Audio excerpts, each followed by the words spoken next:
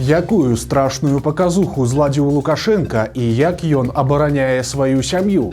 Дзе яго сілавікі правялі новыя затрыманні імператрусы, а таксама што беларускія ўлады расказалі пра загадкавую трагедыю? Вітаем, сябры! Гэта наша Ніва, і зараз мы ўсё вам раскажам.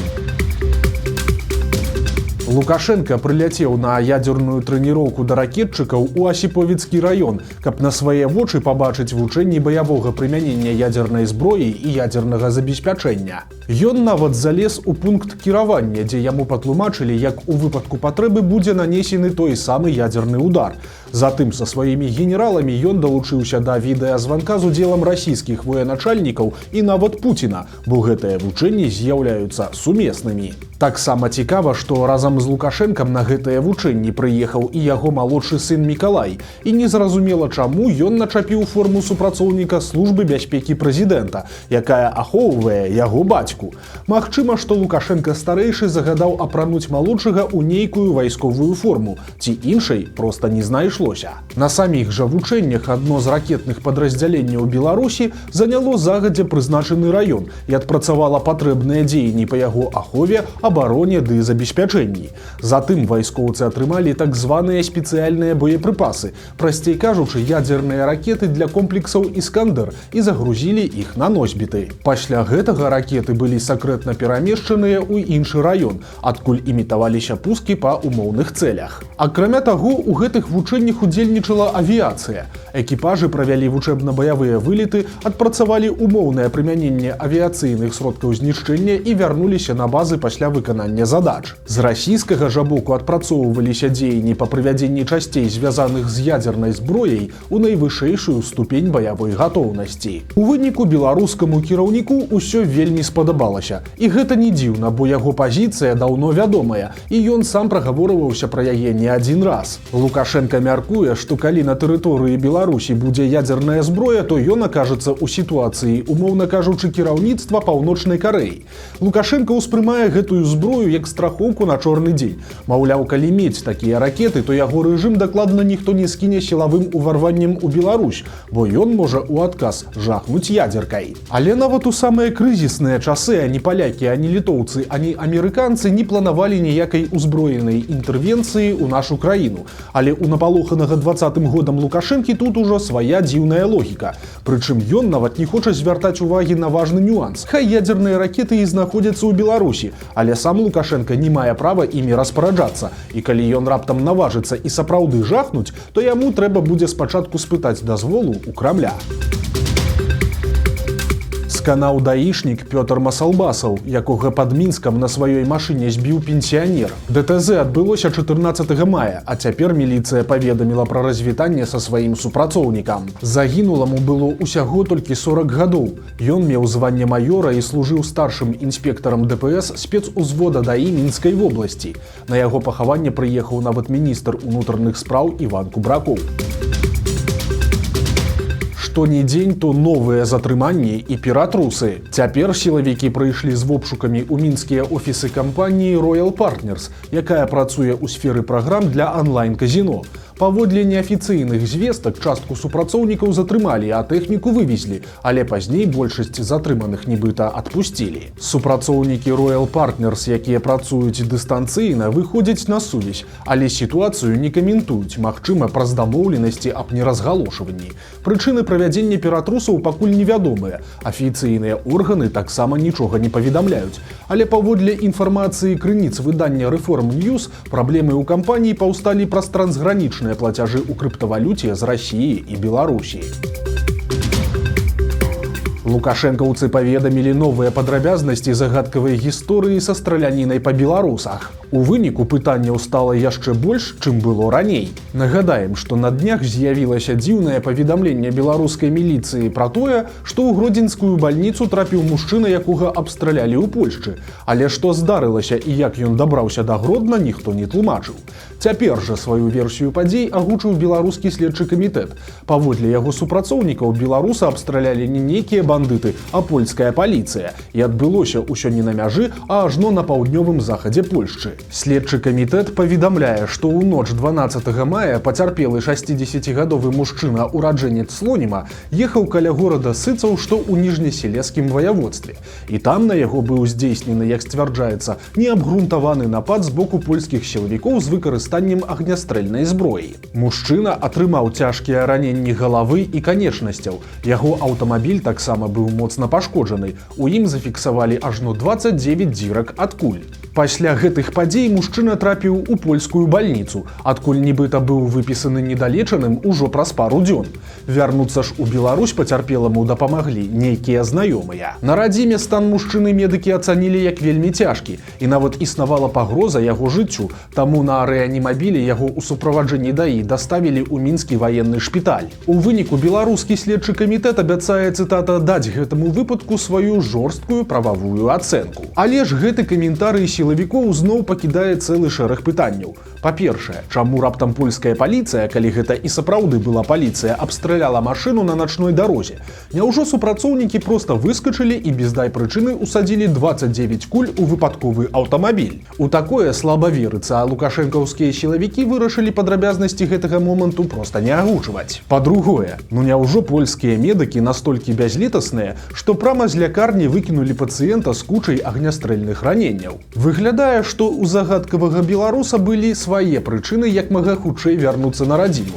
Але ж і пра гэты момант таксама ніхто расказваць нічога не хоча. Карацей, мы будзем працягваць назіраць за сітуацыяй і паспрабуем адшукаць сапраўдныя падрабязнасці гэтай вельмі мутнай гісторыі. Трагікамедыя адбылася з новым дакументальным фільмам пра беларусаў. У стужцы, прысвечанай жанчынам у палітыцы, у тым ліку і Святлане Ціханаўскай, нечакана заблюрылі Вераніку Цапкала. Прычым гэта было зроблена па жаданні самой Веранікі. Спачатку яна увогуле настойвала на тым, каб усе кавалкі з яе удзелам былі выразаныя, але ў выніку ўсё скончылася вось такім дзіўным рашэннем. Гэта пацвердзіла і сама Вераніка, але прычыны такой просьбы яна агучваць не захацела. На думку людзей з палітычнага і кіношнага кола, спадарыня Цапкала проста не захацела фігураваць у фільме пра Святлану Ціханаўскую, хоць яе гісторыя там далёка не адзіная. Справа ў тым, што апошнім часам і Вераніка Цапкала, і яе муж Валерый з былых паплечнікаў ператварыліся, калі не ў ворагаў Ціханаўскай, то ў яе заўзятых крытыкаў і апанентаў. Ну а фільм пад назвай «Не створаныя для палітыкі» цяпер дэманструецца на паказах за мяжой і міжнародных фестывалях, і тыя, хто яго ўжо паглядзеў, адзначаюць абсурднасць заблюранасці Веранікі Цапкала. Усё ж прадстаўніцтва штабоў тройкай жанчын – гэта вядомы гістарычны факт і пазнавальны сімвал выбарчай кампаніі 2020 года. Загінуў яшчэ адзін малады беларус, які змагаўся за ўкраіну. Гэта 23гадовы Ціхан Клюкач з пазыўным «Франц». Ураджэнец Брэста ў 18 гадоў стаў палітвязнем, спрабуючы ўратаваць ад зняволення дзяўчыну, у якую закахаўся. Тады сяброўка Ціхана, 18гадовая Сафія Малашевіч, размалявала балончыкам з фарбай шчыты сілавікоў, якія выстаўлялі падчас пратэстаў. На судзе Ціхан спрабаваў узяць адказнасць на сябе, хоць на відэа было бачна, што малявала менавіта дзяўчына. Аднак у выніку ў калонію адправіўся і ён, і яна. Клюкач выйшаў на волю ў 2022 годзе і, выехаўшы з Беларусі, пайшоў абараняць Украіну як добраахвотнік. Стаў вядомы сумны фінал гучнай трагедыі. Беларускае міністэрства аховы здароўя атрымала вынікі праверкі антыбіётыка, які калолі жанчыне, што загінула ў радзільні Дзяржынска. Гэтая трагедыя адбылася яшчэ 8 сакавіка. Тады 26гадовая беларуска павінна была нараджаць першае дзіця, аднак у яе развіўся востры анафілактычны шок. Ні жанчыну, ні яе дзіця выратаваць не ўдалося. Тады ў радзільні распавялі, што сярод іншых прэпаратаў жанчыне калолі папулярны антыбіётык цэфтрыаксон беларускай вытворчасці. Міністэрства аховы здароўя прыпыніла продаж і выкарыстанне гэтай партыі прэпарата. А цяпер, як стала вядома парталу «Зеркала», у чыноўнікаў з'явіліся вынікі даследаванняў. Праверку той злашчаснай партыі лекаў праводзілі адразу 2 лабараторыі. І ў выніку Мінздароўя вырашыла, што бяда ў Дзяржынску была няшчасным выпадкам, а не праблемай самім прэпаратам. Так што міністэрства дазволіла як продаж, так і далейшае выкарыстанне антыбіётыка антыбіётыка з той самай партыі. Адметна, што гэта далёка не першы выпадак з тым самым цефтрыаксонам. Як раней высветлілі журналісты партала «Зеркало», з 1 студзеня 2020 і па 22 чэрвеня 2025 непажаданыя рэакцыі на цефтрыаксон былі ў 62 пацыентаў. Двое з іх, а гэта пажылы мужчына 73 гадоў і 11-месячнае дзіця, упадалі ў кому, але іх удалося выратаваць. Яшчэ 4 пацыентаў памерлі. Адным з самых рэзанансных выпадкаў была гібель 14-гадовай дзяўчынкі з Ельска. У яе развілася вострая анафілаксія. Лекары 10 разоў спрабавалі яе рэанімаваць, але так і не выратавалі. У аварыі на Гродзеншчыне загінулі жанчына і гадавалае дзіця. Кіроўца аўтамабіля «Пежо» выехаў на сустрэчную паласу, і там адбылося лабавое сутыкненне з аўтамабілем «Мазда». У выніку ў 2 машынах моцна пацярпелі людзі. Загінулі 71-гадовая жанчына-пасажырка «Мазды» і гадавалае дзіця, якое было ў «Пежо». Яшчэ 3 пацярпелых даставілі ў бальніцу. На месца здарэння выязджаў кіраўнік беларускай ДАІ Віктор Родченкаў, а ў абставінах трагедыі цяпер разбіраюцца эксперты і следчыя.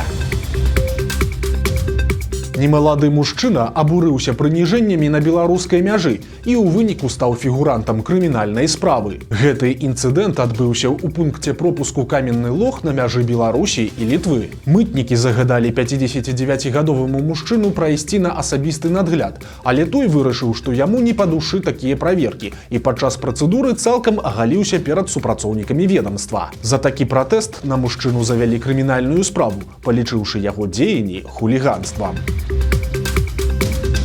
Улады засакрэцілі фінансавую справаздачнасць медыахолдынга «Нявесткі Лукашэнкі». З 2025 года фінансавыя паказчыкі кампаніі, якімі кіруе Ганна Сялук, жонка сярэдняга сына Лукашэнкі Дмітрыя, сталі дзяржаўнай падатковай таямніцай. Як заўважылі журналісты праекта бюро, адпаведную пастанову выдаў Беларускі савет міністраў. Прычым пад грыфам «сакрэтна» аказаліся амаль усе актывы, так ці інакш звязаныя з Ганнай Сялук.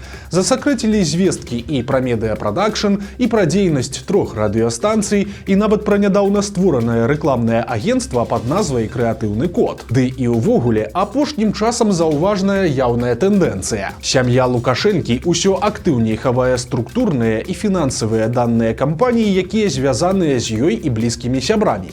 Раней такім жа чынам была засакрэчаная ўся фінансавая справаздачнасць фірм пад кантролем Віктара ды Дмітрыя Лукашэнак. Акрамя таго, нядаўна паведамлялася, што дзяржаўнай таямніцай стала і бухгалтарская справаздачнасць рыбнага холдынга Людмілы Няронскай, бізнес-інтарэсы якой лабіруе клан Віктара Лукашэнкі. Журналісты бюро накіравалі запыты ў Савет міністраў, Міністэрства па падатках і зборах ды Міністэрства юстыцыі, у якіх папрасіла даць тлумачэнні, чаму інфармацыя пра расходы і даходы прыватных фірм раптам стала дзяржаўнай падатковай таямніцай. У выніку пакуль што адказ прыйшоў толькі з Міністэрства па падатках і зборах. У ведамстве коротка паведамілі, што, цытата, «раскрыццё запытанай інфармацыі заканадаўствам не прадугледжана». Вось такія навіны чацвярга. Подписывайтеся на канал, ставьте лайки альбо дизлайки и выказывайте заўвагі ў каментарах. И, конечно, читайте нашу Ніву, глядите нашу Ніву и любите Беларусь. До сустрэчы заўтра.